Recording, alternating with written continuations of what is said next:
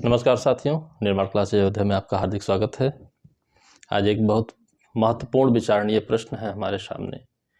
धारा 64 सीआरपीसी के बारे में। क्या धारा 64 सीआरपीसी संविधान का उल्लंघन करती है?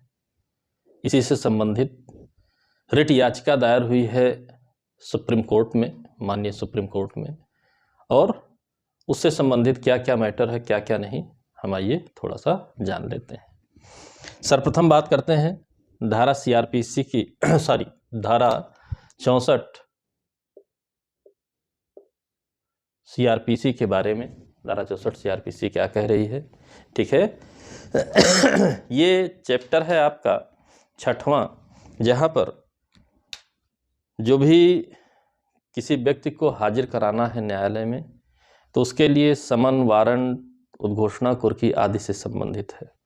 तो समन से शुरुआत होती है, यानी सबसे निचले स्तर पर आदेश का समन होती है।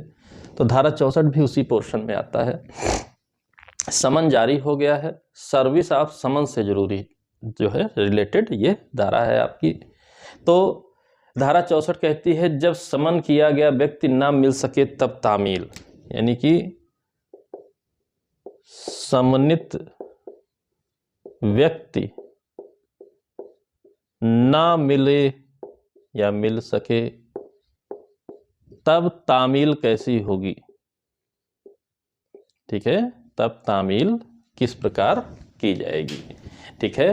कहने का मतलब है service when person summoned can not be found, यानी कि जिसके लिए समन इशू हुआ है वो मिल जाए, उसको दे दीजिए, होगी तामील। लेकिन वो नहीं मिला तब के लिए धारा क्या कहती है एक बार देख लेते हैं। फिर इसके बाद जहां समन किया गया व्यक्ति सम्यक तत्परता बरतने पर भी ना मिल सके, वहां समन की तामील 2 प्रतियों में से एक को उसके कुटुंब के साथ रहने वाले किसी वयस्क पुरुष सदस्य के पास उस व्यक्ति के लिए छोड़कर की जा सकती है। और यदि तामील करने वाले व्यक्ति अधिकारी द्वारा ऐसी अपेक्षा की जाती है तो जिस व्यक्ति के पास समन ऐसे छोड़ा जाता है वह दूसरी पद के पृष्ठ पर भाग पर उसके लिए रसीद हस्ताक्षरित करेगा। स्पष्टीकरण है, सेवक इस धारा के अंतर्गत कुटुंब का सदस्य नहीं है। तो यहां पर उत्तर यह है कि जब वह व्यक्ति नहीं मिल सकता है तब तामील कैसे होगी?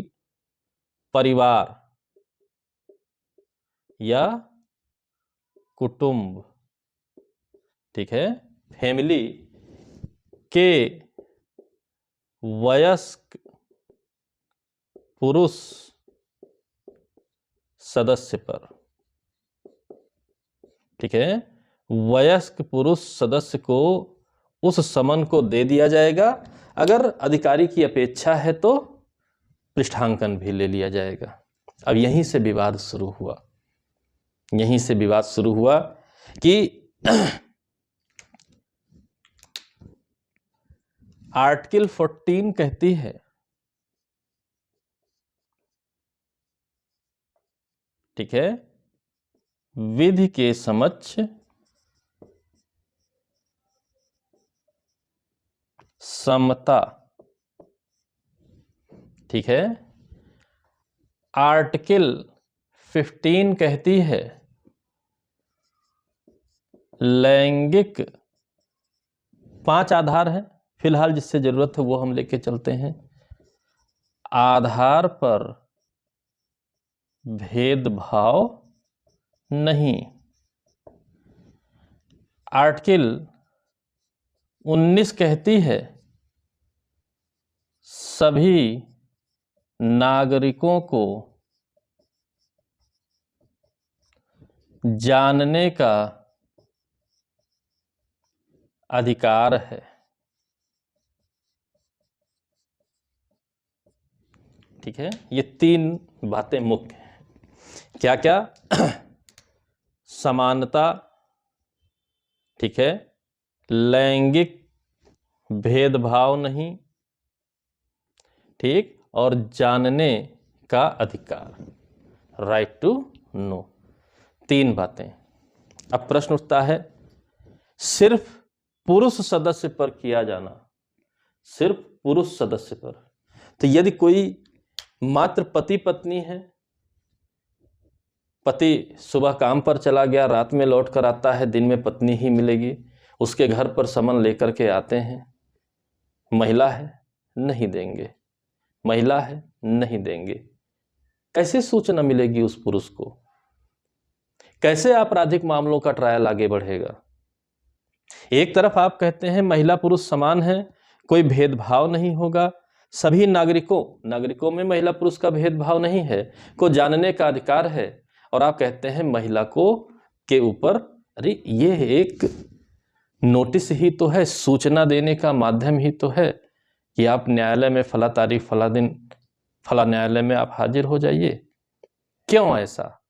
यही प्रश्न उठाया गया है कि महिला या लैंगिक आधार पर यह भेदभाव क्यों है। ठीक है, प्रश्न उठाया गया लैंगिक भेदभाव का।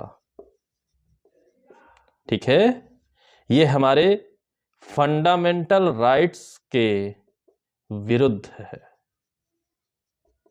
आप जानते हैं अनुच्छेद 13 कहता है कि अब फंडामेंटल राइट्स के विरुद्ध लैंगिक भेदभाव यह क्यों है, यही प्रश्न उठाया गया। ये माननीय सुप्रीम कोर्ट में उठाया गया।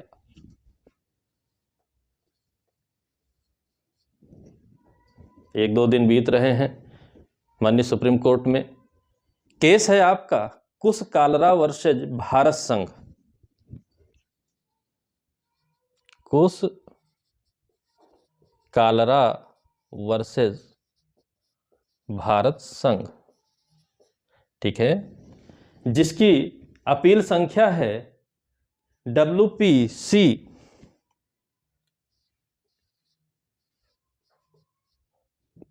नंबर 958/2022। ठीक है, इसमें उठाया गया और सुप्रीम कोर्ट की जो बेंच सुनेगी, ठीक है, ये होगी चीफ जस्टिस माननीय श्री DY चंद्रचूड़ जी,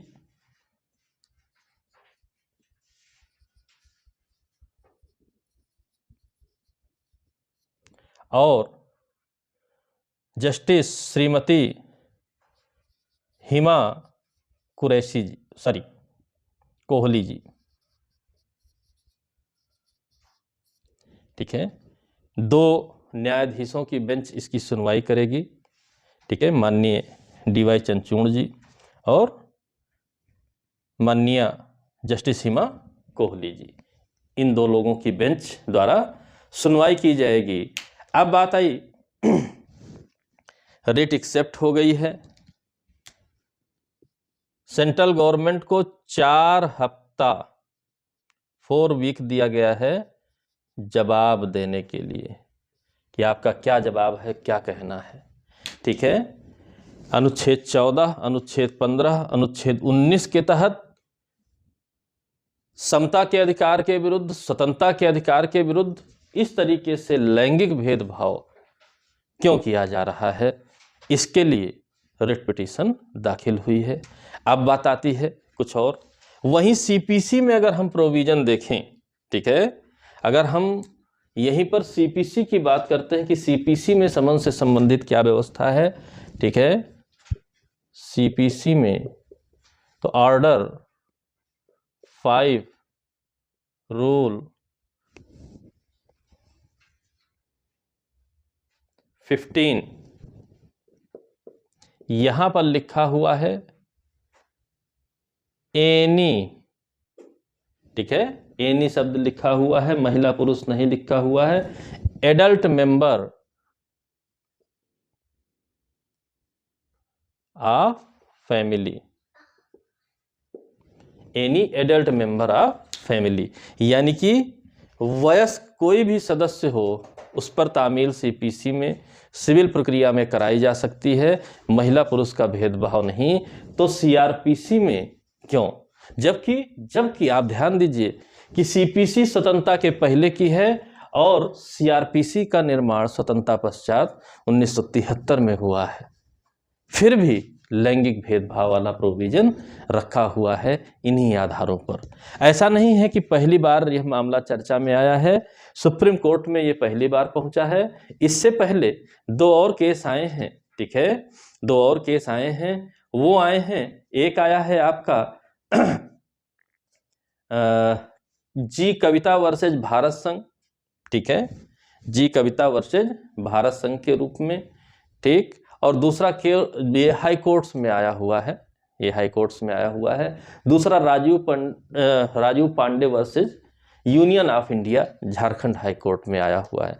मतलब हाई कोर्ट्स में इस बात की चर्चा हुई है कि भाई महिला पुरुष 2 ही हैं, महिला ही दिन में मिलती है, समन सर्विस कराने गए, अब पता चले कैसे सर्व होगा, नियम ही नहीं है, सूचना में देर हो जाती है, जो लीगल प्रोसीडिंग्स हैं क्रिमिनल मामलों में उसमें डिले होने लगता है, डिले डिफीट जस्टिस होता है, कैसे काम चलेगा।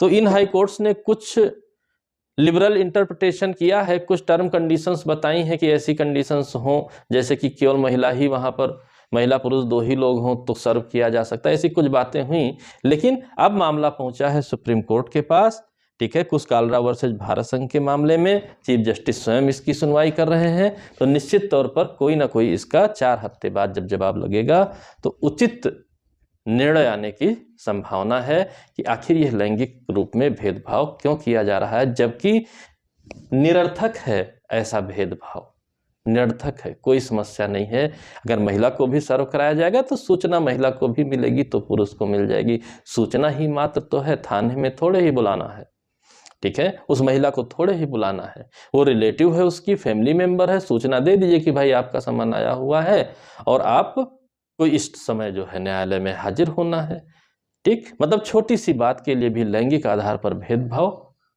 अनुचित है या उचित है, ये माननीय सुप्रीम कोर्ट द्वारा डिसाइड किया जाएगा। आशा करता हूँ वीडियो पसंद आई होगी, पसंद आई हो तो लाइक करें, शेयर करें, चैनल को यदि सब्सक्राइब ना किया हो तो सब्सक्राइब कर लें, बेल आइकन भी दबा दें ताकि इस तरीके की जो भी आपके काम की वीडियोस हैं आपको मिलती रहें। तब तक के लिए मिलते हैं अगले वीडियो में, तब तक के लिए जय हिंद, जय भारत, धन्यवाद।